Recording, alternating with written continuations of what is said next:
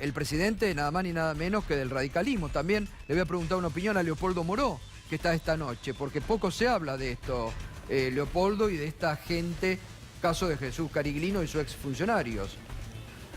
Sí, mira, yo creo que la corrupción no tiene dueño. De todas maneras, yo no voy a incurrir en la doble vara que criticamos, y bien criticada que está, porque hay quienes usan la corrupción como un elemento de demolición política del adversario. Y hay quienes, honestamente, repudian la corrupción. Pero lo cierto es que la doble vara existe.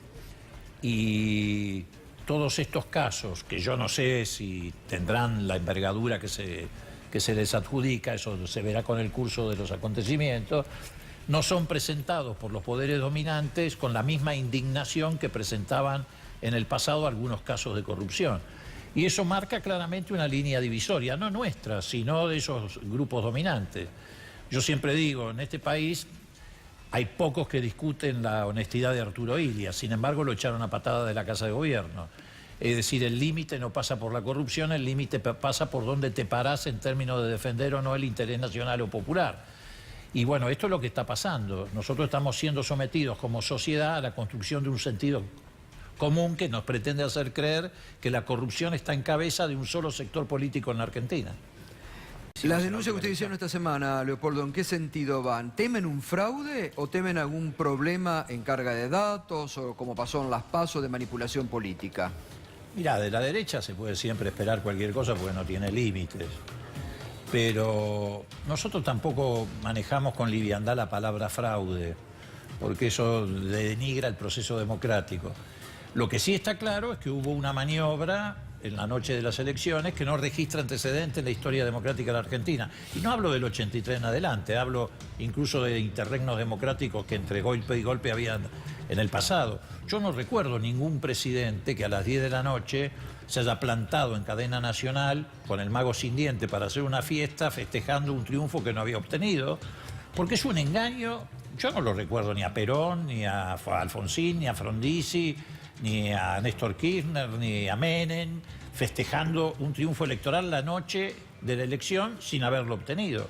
Al único que recuerdo que mintió de esa manera en cadena nacional es a Galtieri, diciendo para tener 48 horas de gloria que había ganado la guerra de Malvinas.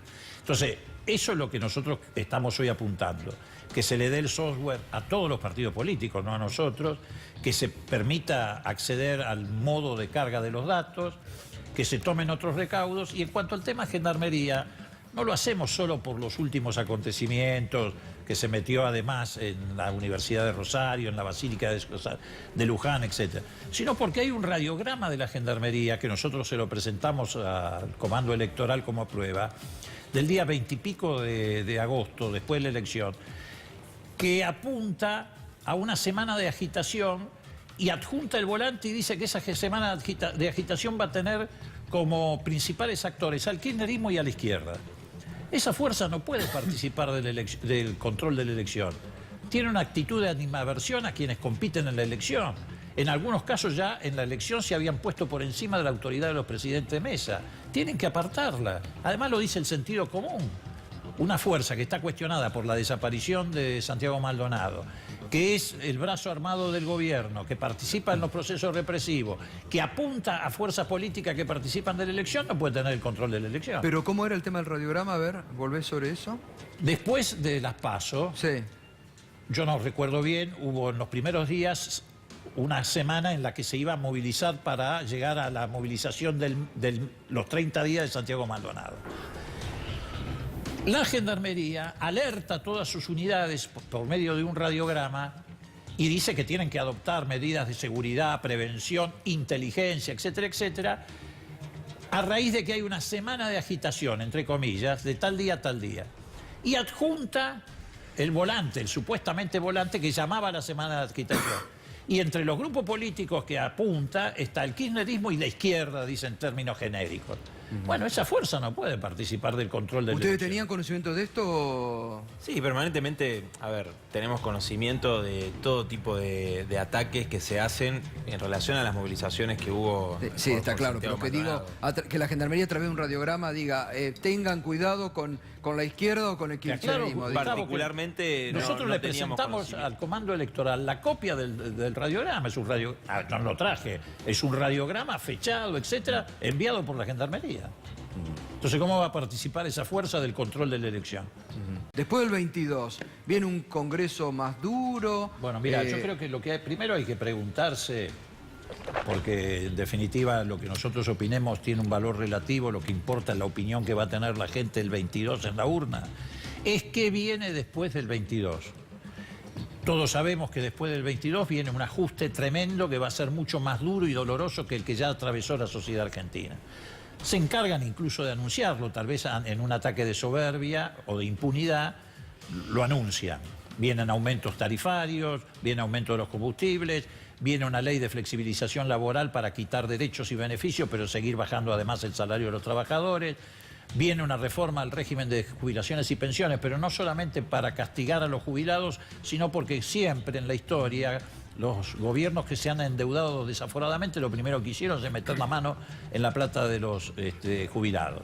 Eso es lo que viene. Van a volver a invocar a la sociedad argentina como la invocaron en el Leopoldo, pero ¿qué es lo que puede hacer un congreso Bueno, más muy variopinto? bien. Porque la verdad hasta ahora el gobierno lo hizo durante 2 años por eso, y el pero Congreso digo, observó. Está bien, pero yo no quiero hacer futurología porque hay una elección el domingo que viene y nosotros tenemos que pedir un voto anticipatorio a la sociedad, que es la que decide.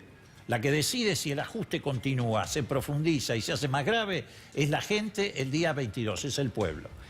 Ahora, después, efectivamente, yo creo que la imposición de este ajuste, más el plan de criminalización que se inició, que continúa con la construcción de un enemigo interno y la represión, porque eso es lo que viene para acompañar esto, eso requiere que haya efectivamente un entendimiento de las fuerzas populares. Porque acá vienen con un objetivo: destruir el movimiento obrero, más allá de tal o cual sindicalista. Destruir el movimiento popular argentino y pasar por encima del Estado de Derecho, porque son las 3 condiciones que necesitan para aplicar este programa económico de ajuste. Los tarifazos, esa es una estafa. Hay que ponerle el nombre, es una estafa. El gas en la Argentina vale 1,90, $2 el millón de BTU. No vale 5, ni 6, ni 7,50 como el señor Aramburez lo quiere y llevar. cuando nos hemos enterado en estas últimas horas que ha caído la producción. A ese valor que dice Pino, hay que agregarle lo siguiente: a un valor de 5 o 6 dólares, que no es el valor real, vos medís los aumentos proyectados y te van a aumentar el gas en 3 años el 86% en dólares. Y el 76% en dólares la tarifa de electricidad. Ahora, Leopoldo, yo veo que perdón, está... perdóname. Esto lo hemos analizado en gran detalle y lo hemos contado acá cuando nadie lo quería contar. El tema del tarifazo, la dolarización de las tarifas, Exacto. lo no gradual de los incrementos. ¿No fue la política energética del último kirchnerismo, la de Julio De Vido, que ahora tiene a sus grandes funcionarios, José López y Ricardo Jaime presos? ¿No fue eso una especie de dejarle servida, dejársela picando al gobierno para que haga el tarifazo que termina Berco, haciendo? no Las de- tarifas que se cobraban por la energía acá en la ciudad de Buenos Aires, Sí. por ejemplo. ¿No fue eso? A ver, Berco, El no des inicio. tantas vueltas para explicar lo inexplicable. Vos querés ligar una cosa con la otra y es absolutamente inexplicable. En primer lugar, las tarifas en el gobierno anterior fueron una política de aliento al consumo. Pero solo en la capital. No solo en la capital. Sí, ¿cómo que no? No, solo en la capital no. Lo ¿Por que qué pasa pagan es que 4 veces más en lo que Córdoba? pasa es que el gobierno nacional tiene influencia o decisión en las Exacto. tarifas nacionales, Por eso era no en solo las en- provinciales. por eso era solo en la ciudad. En segundo lugar, eso era una política de aliento al consumo. El que pagaba tarifas razonables, el trabajador, etcétera, tenía un excedente para comprarse una camisa, un pantalón, un plasma, un televisor. También tenía subsidiado el gas, el que calentaba la pileta, el que calentaba la piscina. Se alentaba el consumo. Y el pequeño comerciante industrial que tenía una tarifa razonable, tenía un excedente que le permitía comprar una maquinita, producir y con eso tener 1 o 2 trabajadores No, más. no era solo y eso. hoy estamos además importando en los 18 meses del gobierno de Macri todo lo que se importó en petróleo durante los 8 años de la gestión anterior. Sí, y Entonces, además cayó la producción de petróleo, pero bueno, aumentó la sí, de gas. pero además con aumentos tarifarios que decían que venían a compensar precisamente ese desequilibrio. La mala praxis de debido en materia energética la admitía hasta Axel Kicillof como ministro de Economía. No estás obligado a ser oposición de la oposición. No estoy obligado en absoluto y no la hago. Lo que te pregunto no juntes bueno, cosas que no tienen nada que ver una con la otra. Bueno, vos podés criticar la política anterior y me parece razonable que la critiques. Pero lo que te pregunto es, ¿no le dejaron servido el tarifazo? Pero la justificación, esto de que la gente justifica pagar más. No se dejó servido el tarifazo. El tarifazo fue una decisión política del gobierno de favorecer a los amigos del poder. Sí, pero no la tuvo más fácil en términos de legitimidad. Pero vos qué querés, que hiciéramos un tarifazo nosotros, no lo íbamos a hacer el tarifazo. La sintonía fina prometida en 2011, por ejemplo. Bueno, pero a ver. ¿No hay una autocrítica de eso? No hay una autocrítica de eso porque se sostuvo el consumo y se pudo pasar, precisamente por eso, crisis internacionales que si no se hubieran pasado si no era a costa del hambre del pueblo argentino. En relación a Ahora, si vos crees que el gobierno anterior tenía que aumentar las tarifas y producir un tarifazo, bueno, es una opinión que yo respeto. Podría haber evitado, por ejemplo, el consumo, el despilfarro de energía que se daba en hogares de clase alta, subsidiada. Pero eso es una minoría, Berco. Sí, claro, a ver si vamos a caer ahora en la engaña pichanga de Macri que dice que hay que ponerse pullover adentro de la casa. Pero en absoluto. Pero yo creo que reestatizar las empresas privatizadas y no otorgarle subsidio a esas empresas eso es otra cosa. era otra política que no tomó el kirchnerismo, no fue la opción que tomó. En eso estoy de acuerdo. No tomó esa opción. Esa experiencia hay que capitalizarla en esa dirección. Y estas fueron empresas de subsidios servicios millonarios que tuvieron públicos esas no empresas. pueden estar en manos privadas. Esa es una crítica seria. Todos ganaron un montón de plata esa es una en base crítica a seria. subsidios Y millonarios. esa es una línea que además yo defiendo porque defiendo un partido histórico que en esa materia, salvo las claudicaciones que ha tenido en este último tiempo, siempre fue defensor de eso. Fuimos los que creamos YPF con Irigoyen, defendimos el petróleo cuando tuvimos que anular los contratos con Ilia. Yo estoy absolutamente de acuerdo en todo eso. Y creo que las empresas públicas Ahora, no pregunto, pueden seguir ¿ustedes en todos manos coinciden? Posición ¿Vos que qué le vota la ley interpretación Macri. tenés para esta Este onda escenario. amarilla? Claro. A ver, creo que la batalla que se libra no es contra otro partido, ni siquiera contra un gobierno, es contra los poderes dominantes, que están haciendo una acción de demolición que viene ya desde hace mucho tiempo atrás. En este caso ya no es demolición, es protección y blindaje al gobierno. Creo que han construido en un sector de la sociedad argentina, que como bien dice Nicolás, no es el mayoritario, porque 2 de cada 3 bonaerenses votaron en contra del ajuste, más allá de que en algún caso lo hayan hecho engañados por alguna opción opositora que no es tal, pero la voluntad del ciudadano fue esa. Y creo que en la construcción de este sentido común enfrentamos este problema y otro problema mucho más grave. Este gobierno ha desatado violencia institucional. En algunos sectores eso ha provocado la resucitación del enano fascista. Como resucitó hay que darle de comer todos los días. Vienen con una escalada que es primero criminalización, después construcción de un enemigo interno y después represión.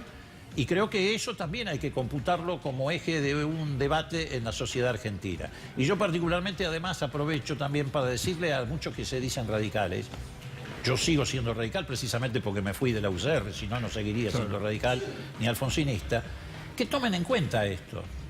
Tienen que tomarlo en cuenta. No se puede ser radical y estar al lado de este gobierno. En base a lo que decís, Leopoldo, sorprende que ningún radical que integra Hoy Cambiemos haya salido a hablar de las listas negras al a las que... simpatizante. No, bueno, pero que hablan de listas negras desde el gobierno que nadie sale a ¿Vos te decir imaginás nada. a Irigoyen teniendo de ministro de Energía a un accionista de la Shell?